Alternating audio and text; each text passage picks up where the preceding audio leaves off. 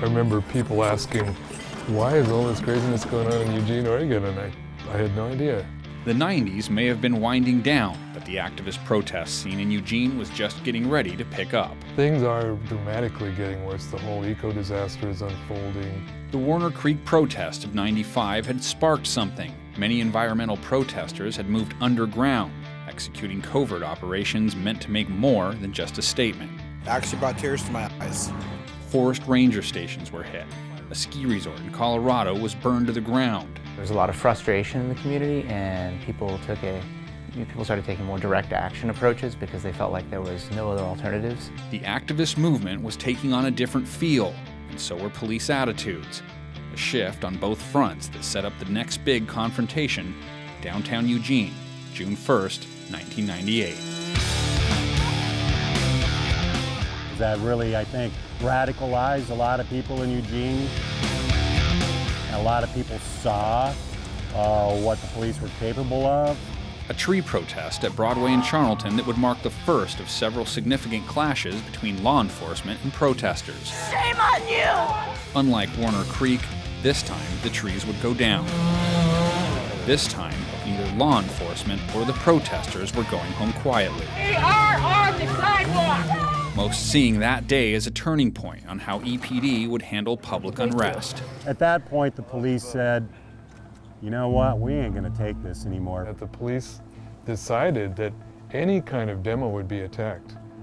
You know, that was a clear policy, no matter how peaceful. Our police force thinks they're in the streets of South LA often and reacts to us in that way. Historically, I think the EPD is put in a really difficult position because if you don't calm things enough, you will hear from people that you're not doing your job to keep things calm enough. If you overly calm, you will get people feeling you're being oppressive. So I think they always walk a balanced line. And it wasn't long thereafter that Eugene's police force would have to test that balance once again.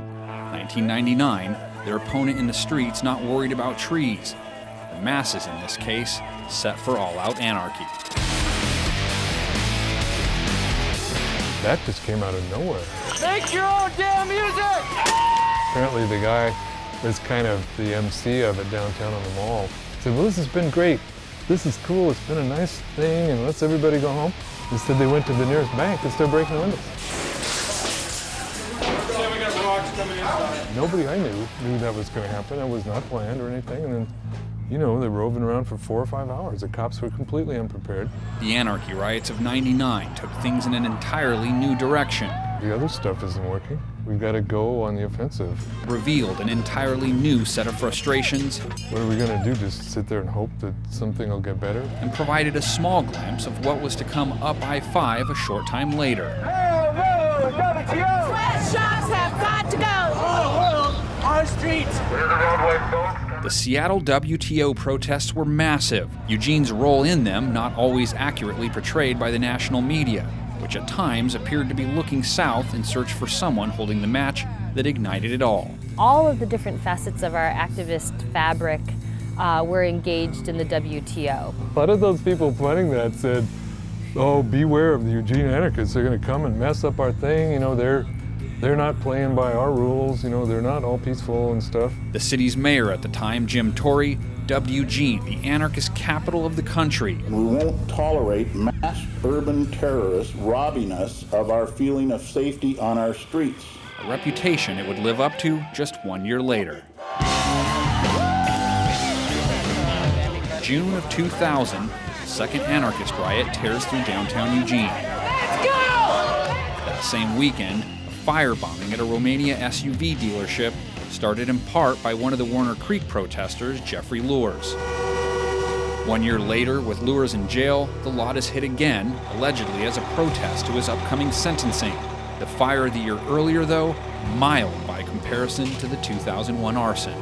Right now we have a count of upwards of 28 vehicles that were involved. 2001 also saw the final operations carried out by the other groups working underground. None of them, though, at the time ever arrested or charged.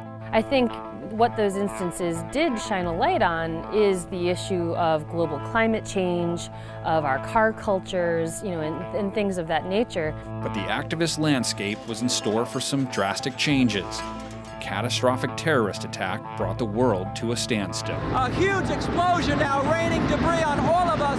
And in its wake, redefined what it meant to be a protester, an activist, and even a terrorist.